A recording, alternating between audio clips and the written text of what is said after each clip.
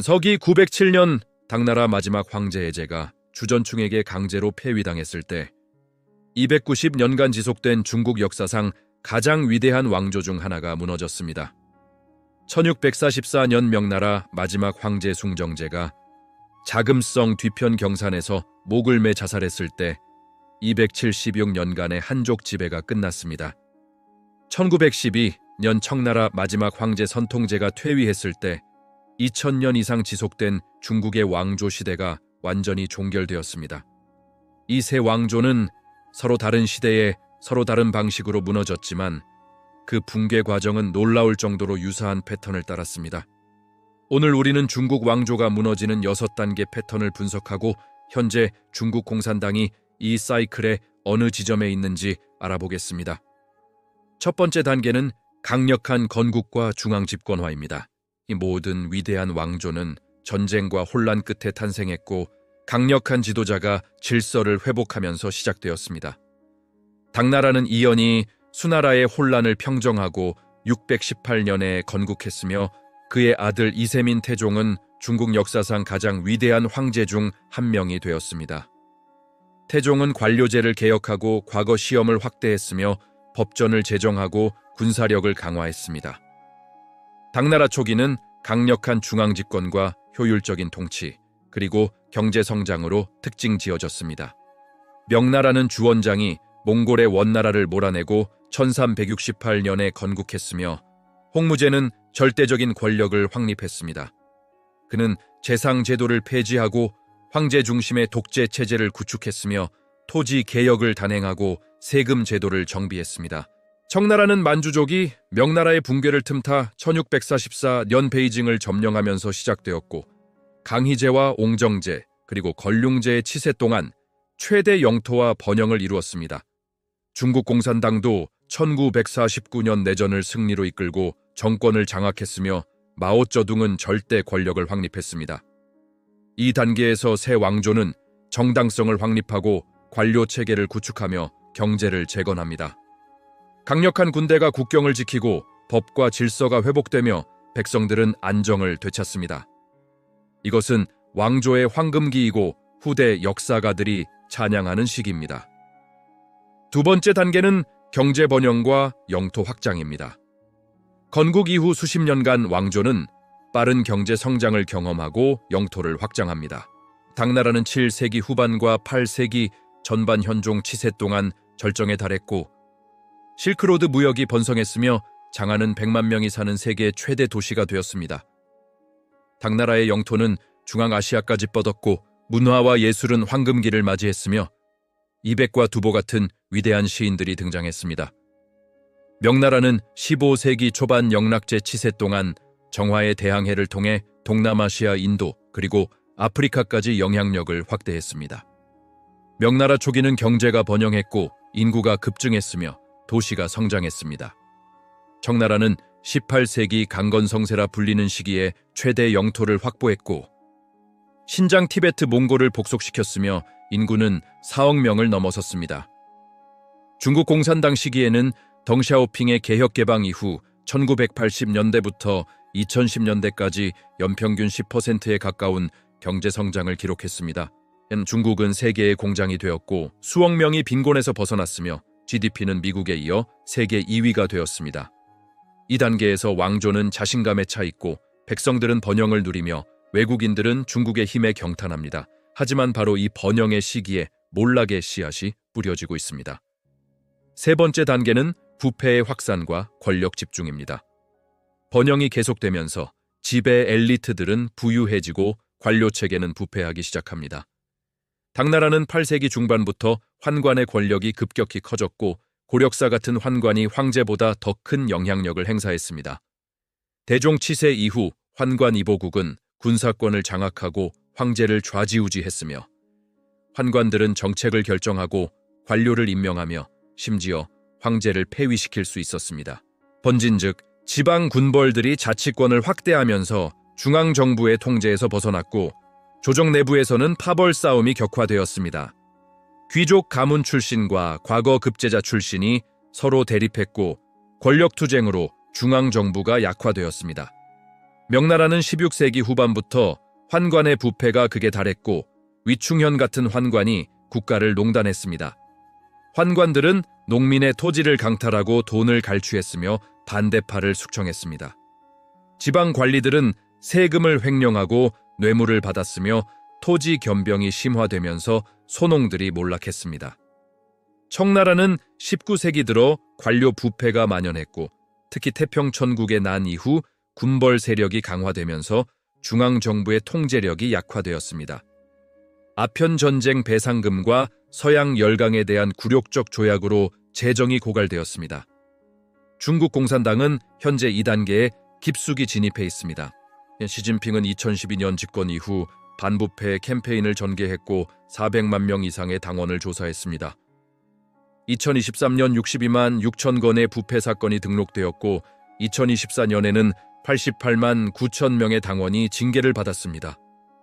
이것은 시진핑 집권 이후 최고 수치입니다.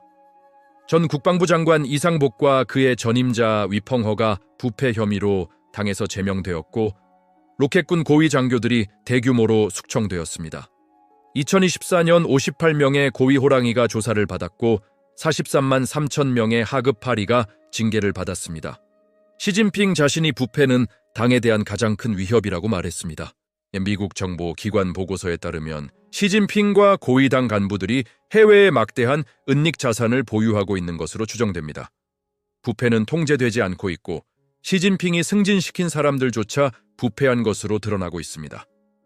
네 번째 단계는 자연재해와 경제위기입니다. 왕조가 약화되면 자연재해가 재정을 압박하고 경제가 악화되기 시작합니다.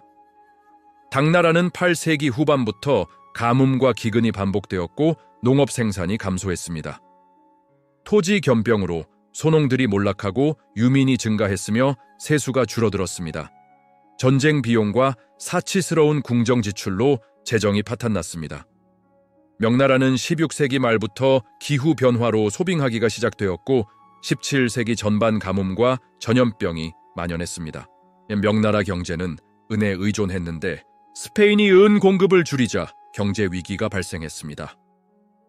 숭정제 치세 동안 자연재해가 몇 년간 계속되어 식량 생산이 급감했지만 조정은 여전히 높은 세금을 부과했습니다.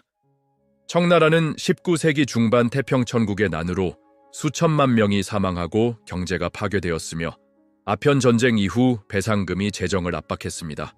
인구는 급증했지만 경제 성장은 정체되었고 1인당 소득은 하락했습니다. 중국 공산당은 현재 심각한 경제 위기에 직면해 있습니다. 경제 성장률은 둔화되고 있고 부동산 시장은 붕괴했으며 지방정부 부채는 통제 불가능한 수준에 이르렀습니다. 청년 실업률은 공식 통계조차 발표를 중단할 정도로 높고 인구는 감소하기 시작했으며 고령화가 급속히 진행되고 있습니다. 무역 전쟁과 기술 제재로 수출이 타격을 받고 있고 외국인 투자는 감소하고 있습니다. 코로나19 팬데믹 동안 극단적인 제로 코로나 정책으로 경제가 큰 타격을 받았습니다.